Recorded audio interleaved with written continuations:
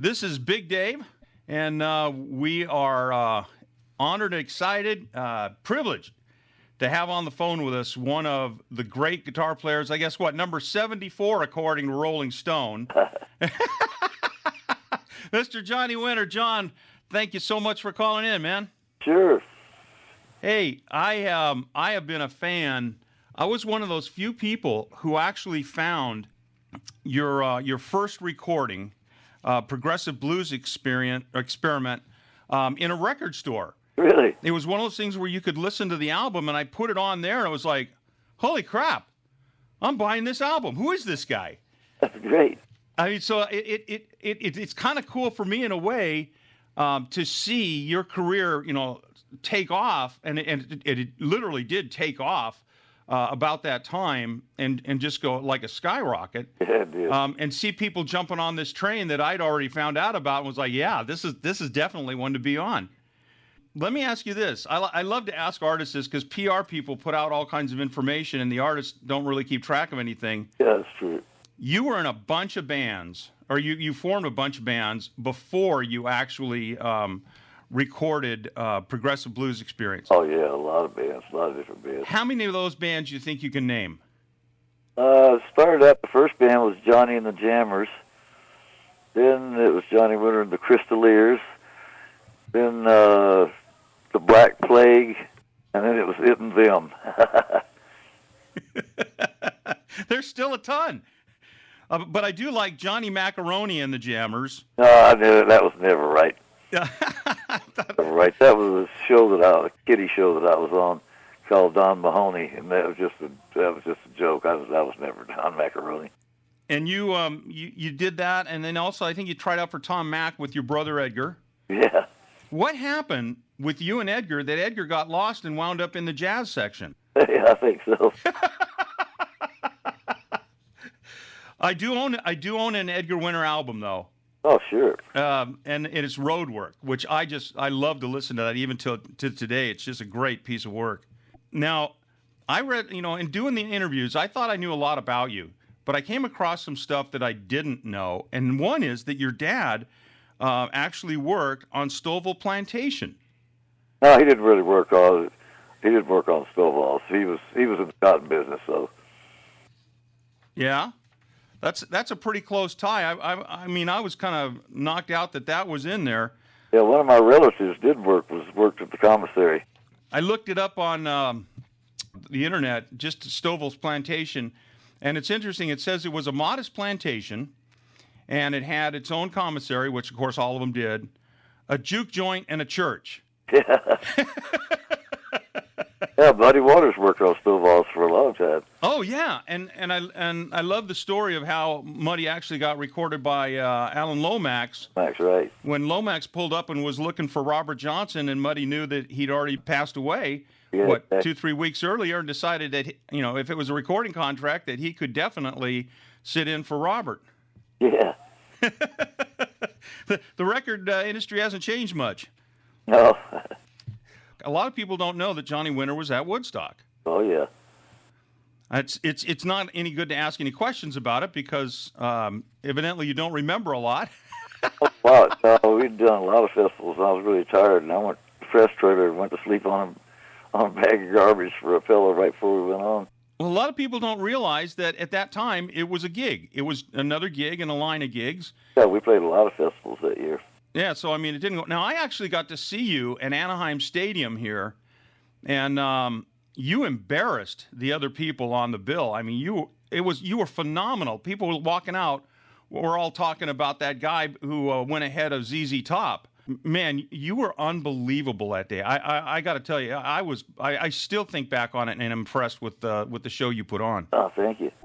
You're back on the road and working hard. You went through a pretty nasty health problems.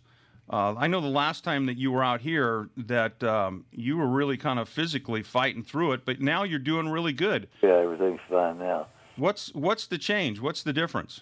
I was taking antidepressants, and they were really messing me up, and I got off of those. I quit drinking. I quit a lot of things. Yeah. Set them aside, and it's paying off finally. Yeah, it sure is. Well, very cool for that. You worked a lot with Mud, and in talking with Paul Nelson, your tour manager, he was talking about how excited you were to be playing blues, and how happy you were just to be a blues guy. Oh yeah. And I told him, and this is a little embarrassing, but it's the truth. I told him that I admire you not just for the blues, but as a human being for a lot of things you did, and especially for standing strong with guys like Muddy and Cotton. Can you tell me a little bit about the first time you met Muddy and that relationship, how it grew? Actually, the first time I met him was in Austin, Texas. There was a club called the Vulcan Gas Company, and we opened up for him in 1967 or 68. And I got a chance to talk to him. I was going nuts, recording everything and taking pictures. I'd always loved Muddy, so it was a big thing to me to get to meet him. Oh, no kidding. We one of the guys here at the radio station, Dr. Barry, actually owned a nightclub out here, a little place with Shaky Jake. And Jake wanted to open this place but didn't have enough money. And Barry happened to go to one of Muddy's shows, and Muddy called him over and said, listen, white boy, why don't you put your money where your mouth is and finance Jake's place over here? And they wound up doing it. And in exchange, Mud played there a bunch of times and got a bunch of other people, B.B. King and anybody, really, Big Mama Thornton, anybody coming through would always stop in and play Jake's place. So that's pretty cool. Yeah, but I love the idea of just how Muddy, kind of handles himself. I've read different interviews and heard different things, and always really kind of liked how he was very much a gentleman, but really straightforward and was able to speak his mind clearly about what he was after. Yeah, he always tried to help other blues people out, too. In resurrecting his career in Cotton's, I mean, at a time when people wouldn't even return Muddy's calls, and yet today, Cotton's just enjoying the more success than he's ever had. Yeah, he is. When you decided to put Muddy on your label... It was my manager's label. It really wasn't my label. Oh, really? Blue Sky was Steve Paul's label. Oh. I didn't really have anything to do with it. How did that decision come about, and how did you guys contact Muddy? How did that kind of come around? There was a guy at CBS named Ronald Luxemburg. He actually came up with the idea that it would be a good idea for me to play and produce Muddy, and Scott Cameron, Muddy's manager, liked the idea and called up my manager and asked if I'd be willing to do it, and I said, of course I would. I'd love to. It definitely changed music history, blues history, and made it a little Grammy history as well. Yeah, we won 3 Grammys.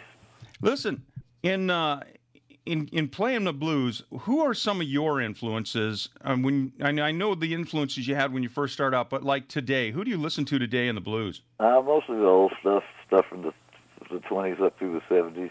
Now, I read here that you're not real high on current popular music. No, I don't like popular music at all. It makes me a little proud. I have to laugh every time I watch the Grammys because I have absolutely no idea who any of these people are. I don't either. I don't care. I just don't like modern music. It is kind of funny. I think of blues players as kind of like a family. And people outside the family don't really know too much about my relatives. And people in the family don't really care too much about the people down the street. Yeah, exactly. Yeah. That's different. You're a busy guy right now. You've got a couple of projects coming up that are kind of interesting. One with Sly Stone and another one with Mr. Acting School, William Shatner. Yeah, I've already done those two. What's William Shatner doing? Is it another musical thing where he interprets songs like he did back like in I think the 80s? Yeah, he did a song called Space Truckers. He doesn't sing, he just talks it. Yeah. And you also appeared on Joe Louis Walker's album, or CD, I should say. Yeah, I like Joe a lot. I first time I saw Joe Louis, we went to a Long Beach Blues Festival, and he was one of the first acts, and I brought along a guy who wasn't familiar with the blues at all. And by the third song, he turned to me, and he goes, "This is the opening act, right?" I go, "Yeah." He goes, so they're not starting off with one of the big names, right? He's the opener for all the other guys, right? And I said, "Yeah." Is this guy actually famous? Are you putting me on? I said, "No, he's well known in the blues community, but no, he's not what you would call a famous player. He goes, man, this guy's awesome. Yeah, he still is really good. And I love his Silvertone CD. I play that a lot on my show. And there's I think the W.C. Handy Awards every so often will release a live album from their awards. And he's got one on one of those CDs called Bluesifying, where he just tears it up. Yeah, he's great. He's really good. Now, as you're out and about playing, are you doing anything in the show that you're doing now with the steel guitar? No, I just can't get it mic'd quite right to do live. Yeah. Isn't that ironic? A guitar that was originally invented to be loud, now you can't use it because it's not loud enough. Yeah, well, if anything making noise but crickets, it was loud then. Now you've got several hundred people. You've got a series of CDs that have come out that I don't know that too many people are aware of. The live bootleg series. Tell me a little about that. Yeah, that was actually my manager, Paul Nelson's idea, and he just finds songs from everywhere, and he's done a real good job of it. There's 7 of them out now. You just released the 7th one, right? Right. And you're on tour now, and then you're also working on a new album. Yeah, studio records. We did the studio every night. What? This is going to sound kind of off the wall, but do you follow sports at all? No, not much. I didn't think you had the sports gene. I've never seen you refer to anything like that. What do you do in your spare time, man? Watch TV, listen to music, hang out with my wife. Those aren't bad things. You're going to be appearing at the Coach House coming up here on April the 2nd, Saturday, April the 2nd. And we are definitely looking forward to you being there. Is there anything that you want to kind of tell the people ahead of time what to expect? Well, just come out and have a good time. It'll be mostly blues and a little rock and roll. All right. Well, Johnny, thank you very much. Thank you so much for coming on, spending a couple minutes with us here, just kind of catching up. Oh, there's the terrible gossip question that I wanted to ask you. I had never known that you had known Janis Joplin. Oh, yeah. And I'm reading this thing, and after about 3 or 4 websites, and they all refer to, your affair with Janis Joplin, I guess I may be the only person. How did you meet her, and what was that like? Because a lot of things I've read have all been really just sad about a young girl who didn't have a very happy life at Port Arthur, and it never really got all that much better. She never was a very happy person. She got treated real bad growing up in Port Arthur. Actually, she called me up and asked me to go out with her. Yeah, the first time I went out with her, she invited me to the premiere of Meyer Breckenridge, one of Mae West's movies. Yeah. And we went to see that together. And Raquel Welch. Yeah, right. Was in that, yeah. Yes. I took my wife, I think that was like the second movie we ever went to see. And I grew up here in Huntington Beach. We went to the old Surf Theater and then walked the pier afterwards. So that's a movie that we I guess we both have in common that way. Well, listen, thank you very much again. And we'll be looking forward to you coming out and appreciate you calling in, dude. Oh, sure. Nice talking to you.